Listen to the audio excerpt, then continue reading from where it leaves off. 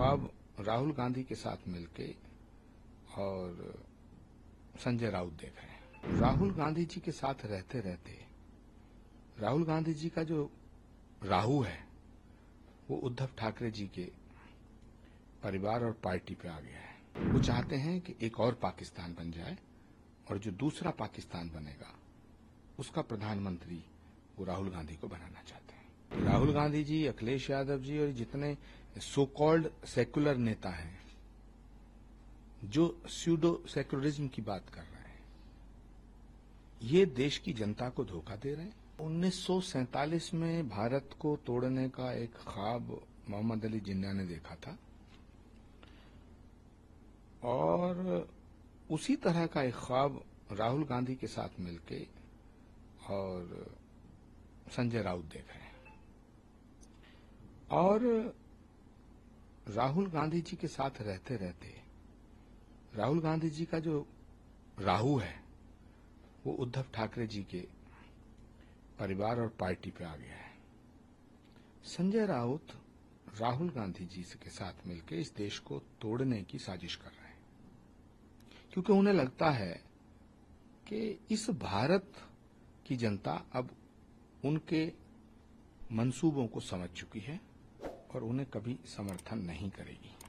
इसलिए वो चाहते हैं कि एक और पाकिस्तान बन जाए और जो दूसरा पाकिस्तान बनेगा उसका प्रधानमंत्री वो राहुल गांधी को बनाना चाहते हैं। किस तरीके की पॉलिटिक्स सामना के जरिए तमाम आर्टिकल पे चर्चा होती आ रही है, क्या लग रहा है आपको? देखिए, सामना एक ऐसा मुखपत्र रहा है जो देश की बात करता था, राष्ट्र की बात करता था, छत्रपति शिवाजी महाराज की बात करता था, महाराणा प्रताप, गुरु गोविंद सिंह जी महाराज, नेताजी सुभाष चंद्र बोस और देश के शौर्य की बात करता था। लेकिन अफसोस के साथ मुझे कहना पड़ रहा है कि आज सामना देश को तोड़ने की बात कर रहा है। मुझे बड़ी पीड़ा हो रही है और बाला साहब ठाकरे की आत्मा, बाला साहब ठाकरे जी की आत्मा आज बहुत दुखी होगी कि उनके द्वारा स्थापित, उनके द्वारा बनाया गया एक मुखपत्र जो देश के शौर्य का चर्चा किया करता था, आज वो देश के विभाजन की बात कर रहा है।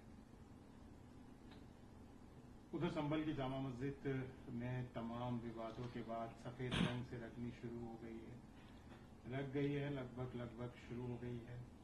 विवाद भी हुआ था, मुस्लिम लोग ग्रीन कलर को बोल रहे थे, हिंदू पक्ष सैफरन कलर के लिए मान रहा है। फिलहाल तो सफेद रंग हो रहा है। देखिए, सफेद रंग हो या काला हो, पीला हो, गुलाबी हो या भगवा हो, सारे रंग भारत के हैं। मंदिर पे कोई रंग करो, मस्जिद पे कोई रंग करो, परमात्मा का रंग तो एक है, परमात्मा एक है। जो उसके रंग में रंग गया वो परमात्मा का हो गया। संभल एक ऐसा स्थान है जहां भगवान कल्कि का अवतार होगा। संभल वो धरती है जहां भगवान राम एक बार कल्कि के रूप में अवतार लेंगे और उसी धरती पे श्री कल्कि धाम का निर्माण हो रहा, जिसका शिलान्यास करने 19 फरवरी 2024 को भारत के प्रधानमंत्री आए थे। तो जो संभल में दिख रहा है ये अवतार से पहले के चमत्कार है। संभल के डिप्टी एसपी के बयान को लेकर भी तमाम चर्चा रही। उनके पिताजी ने भी उनकी सिक्योरिटी को लेकर चिंता जाहिर की है, हालांकि एसपी ने आश्वासन भी दिया। देखिए, मैं संभल में जो लोग तैनात हैं, चाहे वो पुलिस के हैं या प्रशासन के हैं, मैं उनकी समझदारी और उनकी बहादुरी की सराहना करना चाहता हूं, क्योंकि समाजवादी पार्टी के नेताओं ने संभल को दंगों की आग में झोंकने की साजिश रची थी।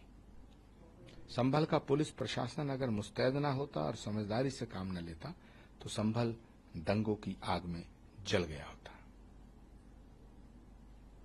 उधर केपी मौर्य साहब का भी एक बयान अभी आया है, बोल रहे हैं कि जो तमाम विपक्षी पार्टी हैं, कांग्रेस हो, समाजवादी हो या तृणमूल कांग्रेस हो, इन सब का जो बेसिक केशव प्रसाद मौर्य जी का नहीं है, देश का बच्चा बच्चा बोल रहा है। देश का बच्चा बच्चा बोल रहा है कि राहुल गांधी जी, अखिलेश यादव जी और जितने सो कॉल्ड सेक्युलर नेता हैं जो स्यूडो सेक्युलरिज्म की बात कर रहे हैं, ये देश की जनता को धोखा दे रहे हैं, भारत के संविधान के खिलाफ हैं।